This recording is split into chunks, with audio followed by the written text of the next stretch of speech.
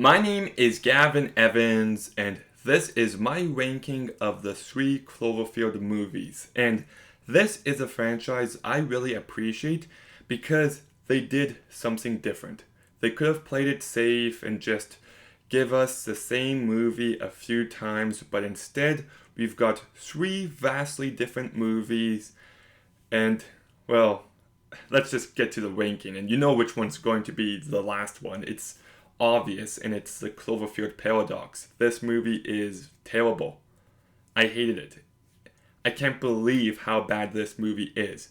The release strategy is very unique and also brilliant, but the actual movie is just lacking in every sense. All the characters are as generic as they come, and nobody stands out.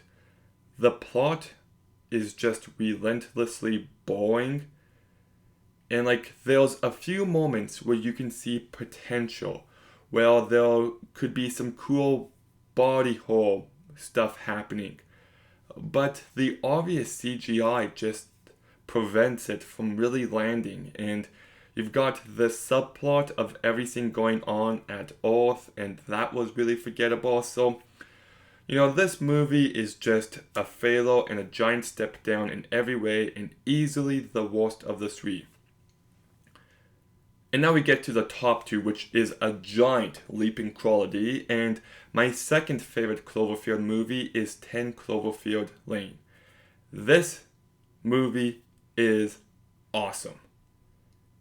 It is very tense. You have no idea what's going to happen next, if you can trust certain characters or not, who's telling the truth, how much of the truth are they telling, and it's just a movie that has you on edge the entire time. You watch as characters are planning an escape without getting caught, and that had me riveted, but what keeps this movie as great as it is the performances. John Gallagher Jr. does a good job, but the two other actors, Mary Elizabeth Weinstein and John Goodman, are freaking phenomenal. They carried this movie so incredibly well, and they served their purpose in a very effective manner. I also feel like you've got some, great, I don't want to say body horror, but, when John Goodman falls on the acid and you just see how melted his face is there, I really like that moment. And it's an incredibly well-directed movie by Dan Trachtenberg. And yeah, it's just a movie I have a blast watching. I'm engaged the entire time, and it's very well written. Setup and payoff is utilized very wisely throughout. So that's why it's my second favorite Cloverfield movie. But my favorite is still the OG. And you know what? If you were not paying attention in 2007 and 2008, then you missed out on one of the best marketing campaigns for a movie ever. The amount of videos and of this movie was just awesome, of people analyzing every frame of the trailer, looking for the monster.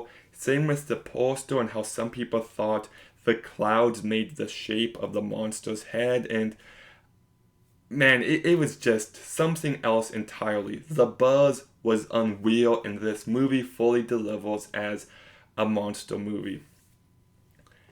You just feel the chaos, the panic, how one moment everything is normal and all that matters is that your friend's moving away, and next thing you know, you could die at any moment. And you just feel that escalation and the terror that everyone's feeling, and just it's brought to life in such an immersive manner. It doesn't focus on the action with the monsters. It just focuses on these characters trying to survive and how they're willing to put their lives on the line to save the main character's ex-girlfriend. And I was just really invested in everything the entire time. I also thought the found footage aspect was used perfectly here. And man, you just got yourself lots of great tension-filled scenes. When they're climbing that building, I'm just on edge when they're in the subway and those little creatures. That's a really great sequence. When the girl's head explodes, that is terrifying.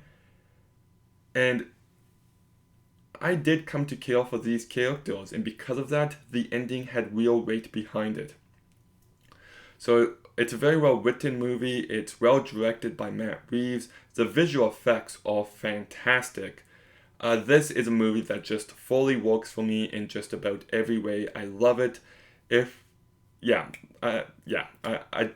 this and War of the Worlds 2005 are like the ideal monster slash alien movies to me. And yeah, I love it.